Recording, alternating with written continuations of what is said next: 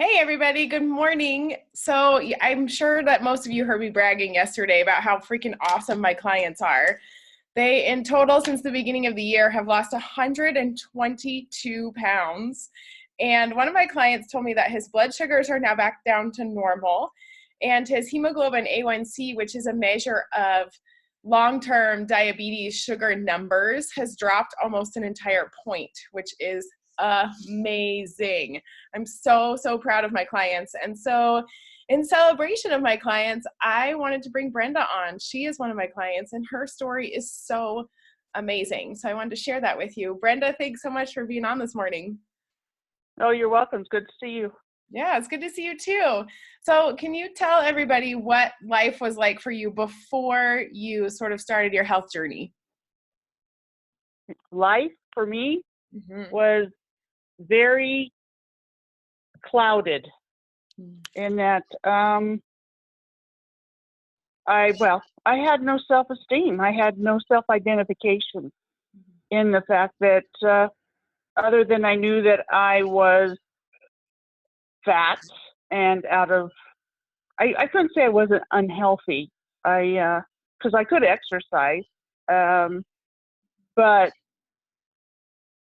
yeah, and once, a few years ago, a doctor told me I was obese, and it's probably the hardest word that anybody can hear because my if I look in a mirror, I don't consider myself to be as big as a picture would show. So I don't have very many pictures of me because I just am amazed at how big I am. But this last year has been really a learning thing for me, a learning point in that the self-identification has become very important to me. And you brought up the fact that maybe it was time to become physical, to have that ability to be physically fit. And I don't want to use the word fit, but that's what I'm using. Because I am addicted to food. And at that point, when my emotions or things are going crazy in life, I have no function in my brain to say, you don't need that. You need to just grieve or mourn or get angry. And having the ability now, even though it's very small and very new, to walk into a lounge and see a donut and go, I don't want that, is really rare for me. So that's what happened yesterday. Yahoo!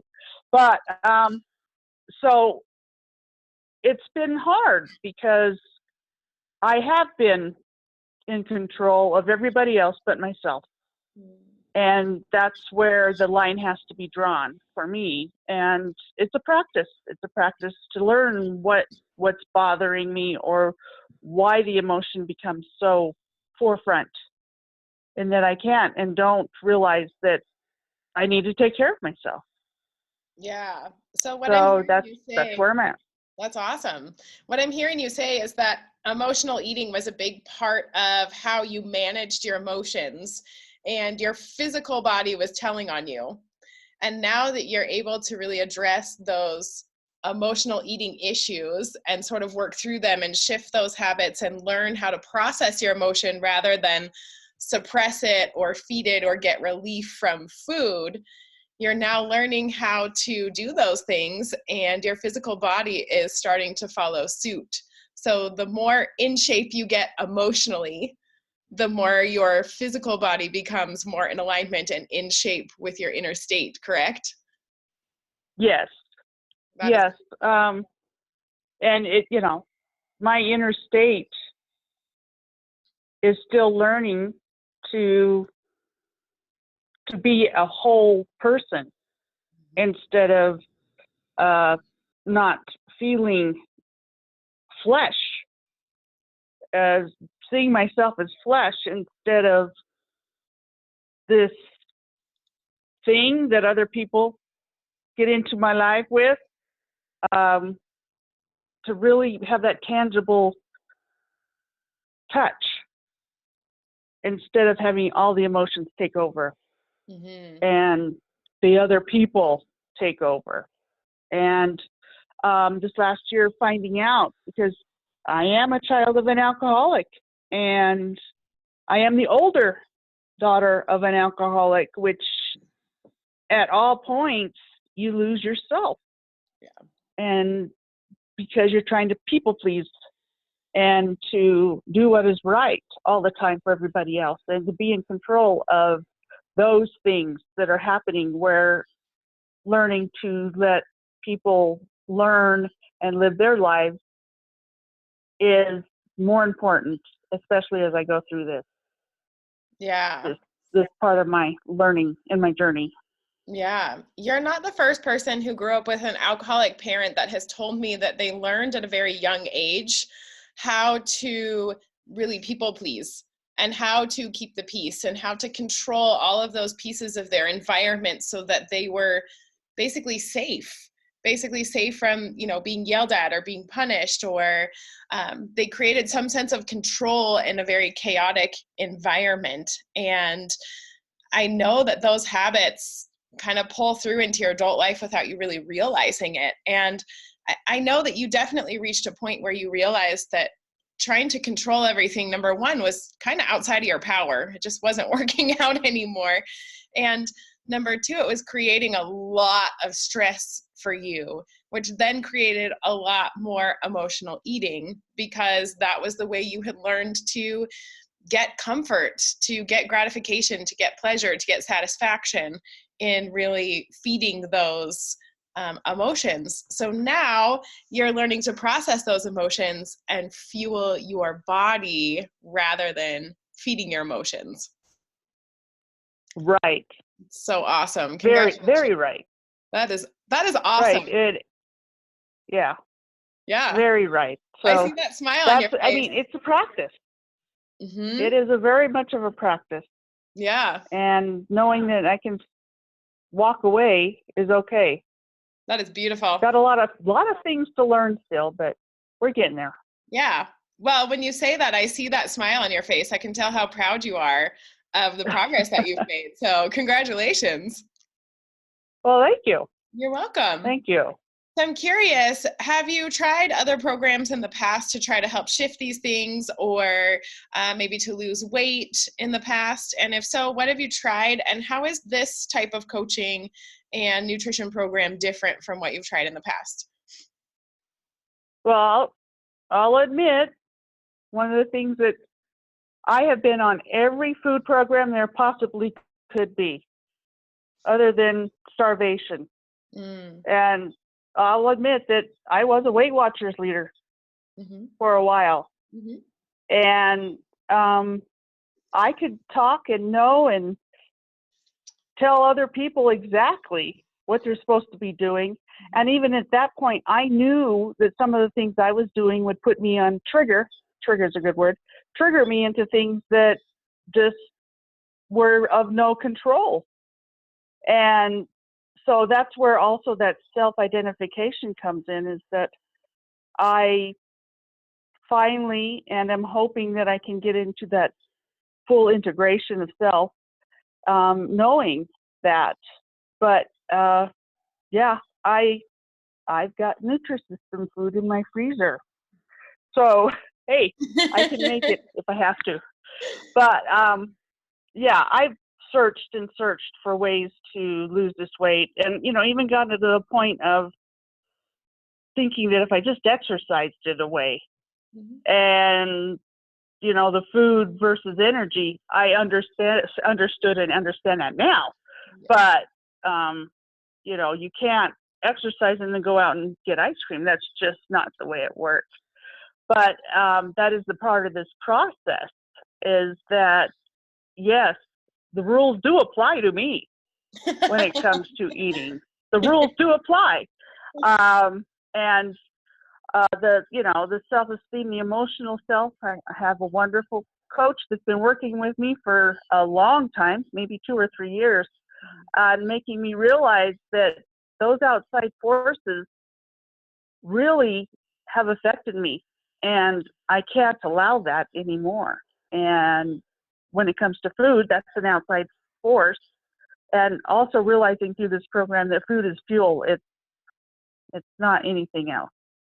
Yeah. And, going through my life saying, I know what that tastes like, so you really don't need to touch it, and then get into the whole bowl. That's got to stop. So, and with this program, and I don't know if it's because of the way that the proteins and everything are working, it's like I really don't have the cravings that I used to. Mm-hmm. They keep my, health-wise, pre-diabetic and all the lists, and knees are bad. It's just realizing that, finding the self, and that's where part of this whole program is going to my Al-Anon meetings, really, and especially at this point, the service part of it, going out and realizing that there are people out there that need to know that walking around in this cloud is not what they're on this earth for. Mm-hmm. That they need to find out that there's a tangible feeling of flesh that needs to be found. That is if beautiful. You could say that. I love that you shared the fact that you knew all the things. I know all the things. I can tell everybody else what to do, but when it comes to those triggers, you felt totally out of control.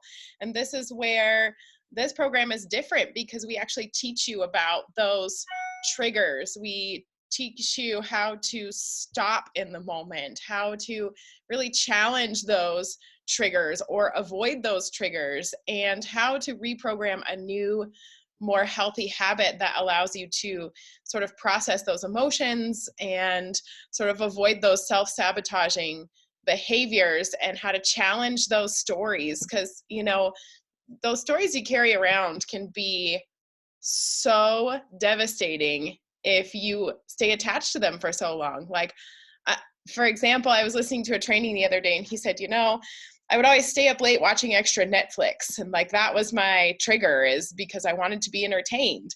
And I told myself I'm that person that doesn't need a lot of sleep. And I do fine with less sleep than most people. And those were stories that I were telling myself to justify my bad behavior, when really my body was suffering because I was staying up too late. And so it's those kinds of stories that we really get to challenge and shift and create new stories and new beliefs that are more supportive of you growing as a human being. So tell us, Brenda, at this point, how much weight have you lost, and what have you gained from this program? Well, I've lost 11 pounds. Woohoo! And I'm at that point where my brain starts to say, this isn't working. So I'm fighting that mode of, okay, lost the weight, we're good, and going back. But one of the questions that you wrote was, what's keeping you from doing anything? And one thing that devastated me a few years ago with my children is that at the weight I was, I could not go horseback riding. So that's my first goal. Once I get to a point, as soon as it gets warm enough, I'm going to go up to Lake Tahoe and ride a horse. But that's just, it's like, okay, I'm going to do it. But as I go forward, it's just, and what I have gained, and one of the things that you and I talked about this week is being raised the way I was and where I am. The thought of support from anybody is so foreign that, and we're working on that piece. It's just so foreign that I could reach out, or I could get involved with the community that's going through the same thing. I don't know if there's a bit of shame in that. I don't know. I'm working on that. Well, trust issues too, I think, is part of it, is that just reaching out to somebody and say, I'm not having a good day, is hard, because you got to put on that face and realize that I am in control. So that support issue is the game. It's just learning how to use it. That's awesome. And just gaining my full flesh, I guess you could say that. It's like I am a person, and I really don't have to. I can sit back and see what's going on and realize that there's nothing I can do about it, and I don't have to fix it. And as sad as some of the things are, that's just the way it's got to go, because higher power, he's in control, not me. So, and that's hard too, to imagine that I thought that I could do everything, and letting that go. It's important. It's important that I find that line. Absolutely. So since Brenda has started her health journey, she's lost 11 pounds and she has gained so much life. She has gained self-awareness. She's gained self-confidence. She has gained the knowledge that the only person she can control is herself.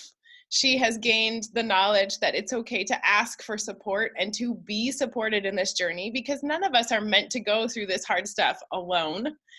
And she's gained the ability to go horseback riding. Woo, that's so exciting. So Brenda is losing weight and gaining life, you guys, which is just, it's such a pleasure. Brenda, thank you so much for sharing your story with us. And last question for you is, if we're talking to anybody out there who's considering making changes for their health or is struggling with some of the things that you have been struggling with, what would your advice to them be? Well, probably would send them to you as a health coach. And it's been interesting, because being more of service and realizing there are people out there that are in need of that emotional support, that have gone to food, would probably say start talking about this program, and go from there, and realizing that there is a physical, emotional, mental state to all of it that needs to be done. And that physical is very important. That take away the cravings and whatever that needs to be done. And this is why I'm a transformational coach, you guys, because all of those things are connected. Your physical body, your mental self, your emotional self, even the financial piece even comes into the picture when you're talking about creating an optimal life. And the goal is to transform your life to the point where when you have something come up in life that you really want to do and you check in with your body, it says yes. You check in with your mind and your emotions and it says yes. And you check in with your finances and you get the green light. That is optimal health, because you get to do what you want to do, when you want to do it, with who you want to do it with. Okay. And that is the kind of transformation that I am really dedicated to helping my clients get. And Brenda is living proof. She's going to go horseback riding, and that is something that she could not do a year ago. And so health assessments are always free. If you guys want to connect with me, feel free to shoot me a private message, or I'll put my scheduling link in this post. And Brenda, again, thank you so much for sharing your story. I know that there are so many people out there that can identify with where you're at, where you've been, and where you want to go. And I know that your story has inspired them. So thank you so much. Well, thank you. Gotcha. And we'll have a good day today. Thanks. Yeah, you guys take care. Make it an awesome day.